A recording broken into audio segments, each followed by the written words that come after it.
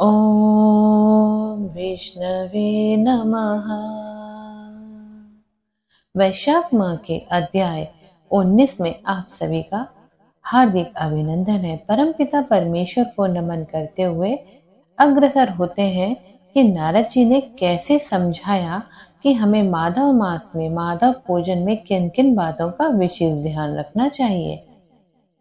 पूजन के पश्चात इस बात का ध्यान करें कि भगवान श्री विष्णु के श्री विग्रह श्याम वर्ण एवं तपाए हुए जाम्बुनद नामक सुवर्ण के समान तेजस्वी हैं।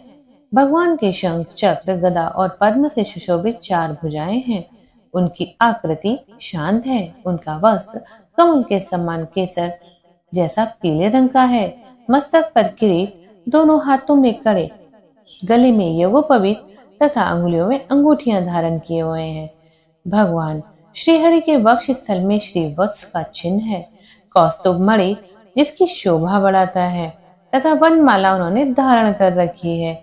इसी प्रकार ध्यान करते हुए पूजन समाप्त करके घी में डुबोई हुई समिधाओं तथा हविष्य द्वारा अग्नि में हवन करें।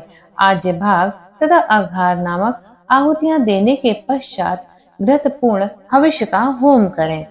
तदंतर पुनः भगवान का पूजन करके उन्हें प्रणाम करें और पार्षदों को नैवेद्य अर्पण करें। उसके पश्चात मुख शुद्धि के लिए सुगंधित द्रव्यों से युक्त तांबुल निवेदन करना चाहिए। फिर छोटे बड़े पौराणिक स्त्रोतों से भगवान की स्तुति करें। तो हे भगवान प्रसन्न होइए।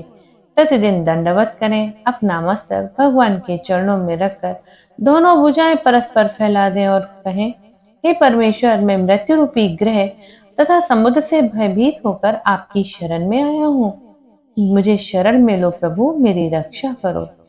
इसके पश्चात भगवान को अर्पण की हुई माला, प्रसाद आदि को आदर पूर्वक सर पर लगाएं।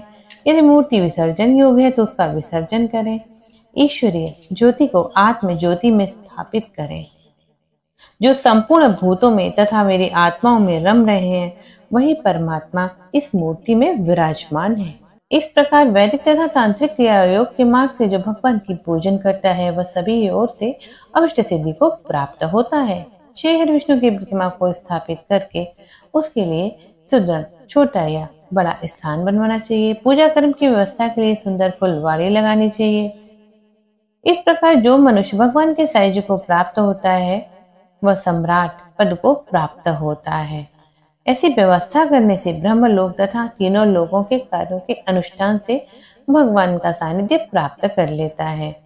जो पूर्वोक्त रीति से प्रतिदिन श्रीहरि की पूजा करता है, राजन, वही शरीर शुभ कल्याण का साधक है।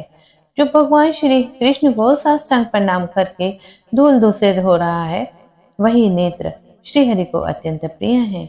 वह तप शक्ति से संपन्न है, जिनके द्वारा श्रीहरि का दर्शन होता है। जो सदा लक्ष्मीपति के चिंतन में संलग्न रहते हैं, वही जिह्वा मधुर भाषणी है, जो बारंबार भगवान श्री नारायण का स्तवन करती है। इस प्रकार श्रद्धा पूर्वक भगवान की पूजन करना उचित है। अतः राजन, यह प्रसंग मैंने तुम्हें बता दिया। श्री माधव मास का पूजन परम पावन है। अतः विशेषतः वैशाख मास में तुम इन नियमों का पालन करना।